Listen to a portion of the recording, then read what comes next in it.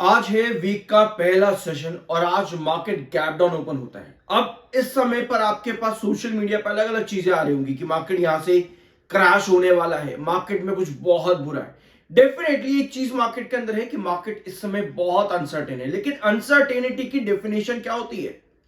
Uncertainty की definition ये नहीं होती कि भैया मैं अपना पोर्टफोलियो खाली कर लूं, मैं टेंशन में आ जाऊं, परेशान हो जाऊं और फिर कल मार्केट अचानक से उठे, मैं कहूं भैया कल ही तो पोर्टफोलियो खाली करा था, मार्केट उठ गया, चलो भैया फिर एंट्री करनी पड़ेगी, लगता है यहां से मार्केट ऊपर जाएगा। इस तरह की जब भी सिचुएशन मार्केट में होती है, पहले आप ये देखो भैया कि वो अनसर्टेनिटी है क्या। क्या वो अनसर्टेनिटी आने वाले 1 महीने तक चलेगी, 2 महीने तक चलेगी या 6 महीने तक चलेगी? अगर चलेगी भी तो और मैं किसी कंपनी में 50% नीचे हूं तो मैं उसको रिकवर कैसे करूंगा? ये सवाल आपके दिमाग में होनी चाहिए, रादर देन कि मार्केट क्रैश हो जाएगा, मार्केट क्रैश हो जाएगा। ये गुणगान आप करते रहो पूरे दिन बैठ करके।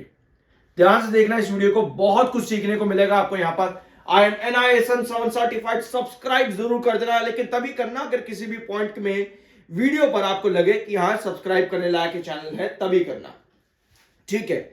मार्केट एक्सपर्ट्स बुलिश टारगेट लंबे समय से 30% अपसाइड मिल जाएगा अडानी पावर के अंदर, लेकिन इन्वेस्टर्स को कुछ भी नहीं मिला। 187 का टारगेट 31 अक्टूबर आईसीआईसीआई सिक्योरिटीज, इन्वेस्टर को अभी तक नहीं मिला है। कंपनी में खराब कुछ भी नहीं है। इस समय क्या होता है, जिस भी कंपनी पर आपको गिरावट मिल जाए, आप कहते हो भाई कंपनी खराब है, लगता है कंपनी बंद होने वाली है। चाहे आज की डेट में इंफोसिस जैसी कंपनी में भी अगर गिरावट आ जाए अचानक से इस खराब मार्केट में, तो एक इन्वेस्टर कहता है भैया लगता है इंफोसिस भी बंद होने वाला है। ऐसा नहीं होता। एक चीज सुनना, अडानी पावर के भी हम बात कर रहे हैं। कल के दिन मैंने आपके साथ कुछ वीडियोस डिस्कस करे थे, जैसे सुजो एनर्जी कल मैंने आपके साथ डिस्कस किया था, और 2 दिन पहले मैंने आपके साथ इरेडा भी डिस्कस किया था। एक न्यूज है इस सेक्टर को लेकर के, पावर एनर्जी सेक्टर को लेकर के, स्पेशली पावर। पावर में भी 2 कंपनीज, विंड एनर्जी और दूसरा सोलर एनर्जी कंपनीज, ठीक है। अब इन कंपनीज पर क्या हो रहा है, सीईआरसी नए रूल्स और रेगुलेशन लेकर के आ रहे हैं। सुन रहे होंगे आप पिछले 3 महीनों से चैनल के ऊपर, लेकिन इसको सुनने के साथ इंप्लीमेंट करना भी जरूरी है, क्योंकि परसों ही एक न्यूज और आई है जहां पर इंडस्ट्री ने मना कर दिया कि भैया सीईआरसी के रूल्स और रेगुलेशन को, अमेंडेड रूल्स और रेगुलेशन को हम नहीं मानते, हम एक्सेप्ट नहीं करते। यह है एक नेगेटिव न्यूज मार्केट के लिए। यानी अभी भी सीईआरसी की तरफ से कोई फाइनल रेगुलेशन पर चेंज नहीं आया है, इंडस्ट्री एक्सेप्ट नहीं कर रही है।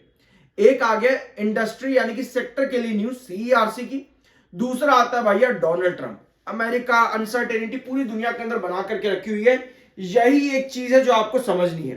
अपार्ट फ्रॉम दिस, आने वाले क्वार्टर्स में कंपनी कैसा परफॉर्म करेगी ये भी आपको पता होना चाहिए। फॉर एग्जांपल दिसंबर 2022 कंपनी ने 7,764 करोड़ का रिवेन्यू दिया, सितंबर के कंपैरिजन में बहुत बढ़िया था, ठीक है। 2023 में आते हैं, यहां पर कंपनी ने फ्लैट रिवेन्यू दिया।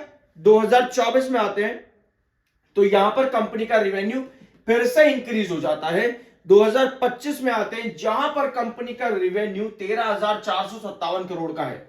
अगर हम कंपनी में पॉसिबिलिटीज लेकर के चले, कुछ पॉजिटिव भी अगर हम हो जाए कि भैया क्वार्टर 3 में मुझे कुछ बढ़िया दिखेगा, तो वो बढ़िया कितना होना चाहिए?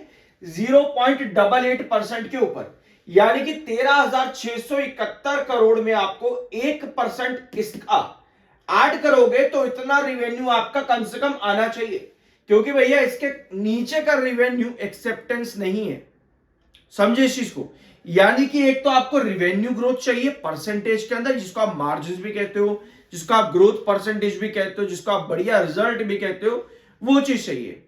मार्केट जब खराब होता है, अब इंपॉर्टेंट पॉइंट आपके इस वीडियो के अंदर क्या है, इस वीडियो में है कि जब मार्केट खराब हो, आपके स्टॉक्स जब गिरना शुरू हो जाते हैं, 40-50% आप गिरावट पर आ रहे हो, तब आपकी स्ट्रैटेजी क्या होनी चाहिए? अब इस पॉइंट को समझते हैं, ठीक है। यह है अडानी पावर का आपका चार्ट पैटर्न। यहां पर देखना एक बार, अडानी पावर के इस चार्ट पर आपको यहां पर नजर आ रहा है कि स्टॉक ने एक कंसोलिडेशन फेज यहां पर अभी भी चला रहा है, ठीक है। ये स्टॉक का कंसोलिडेशन फेज अभी तक यहां पर अभी भी चल ही रहा है, कंसोलिडेशन फेज, ठीक है। लंबा समय यहां पर हो चुका है, गिरावट स्टॉक ने बड़ी दी थी और एक इन्वर्स का पैटर्न बनाने की सिचुएशन पर स्टॉक काफी हद तक अभी भी यहीं पर ही बैठा हुआ है, ठीक है। काफी हद तक अभी भी इन्वर्स का पैटर्न की सिचुएशन ही क्रिएट करना चाह रहे हैं, लेकिन इस इन्वर्स का पैटर्न के अंदर क्या हो रहा है, मार्केट अभी आपका वीक है। वीक मार्केट्स में क्या होता है, आपके बेसिस टूटना शुरू होते हैं। फॉर एग्जाम्पल आपका जो इसमें रिस्ट्रिक्शन है 145 का है, ठीक है ना, 145 का रिस्ट्रिक्शन है ना आपका, जो हम डिस्कस कर रहे हैं लंबे टाइम से। अब इस रिस्ट्रिक्शन पर क्या हो रहा है, स्टॉक क्या कर रहा है इस रिस्ट्रिक्शन पर, इस रिस्ट्रिक्शन पर स्टॉक कर रहा है ये कि आपका रिजेक्शन वहां पर बार बार आ रहा है। अब रिजेक्शन के साथ में ये वाला जो आपका ट्रेंड है ये है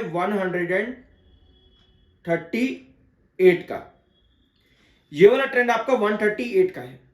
अब क्या होता है, अगर मान लो कि मार्केट और खराब जाता है तो स्टॉक क्या करेगा, स्टॉक कोशिश करेगा अपने इन बेसिस को ब्रेक डाउन करने का। अब क्या होता है, ब्लैंक स्क्रीन पर आओ यहां पे, जब भी आपके बेसिस टूटना शुरू हो जाए, ठीक है, खराब मार्केट में आपके पास क्या होती है, आपके पास अपॉर्चुनिटी आती है। फॉर एग्जांपल ये एक ट्रेंड है और इसके नीचे यहां पर एक ट्रेंड आपका आता है,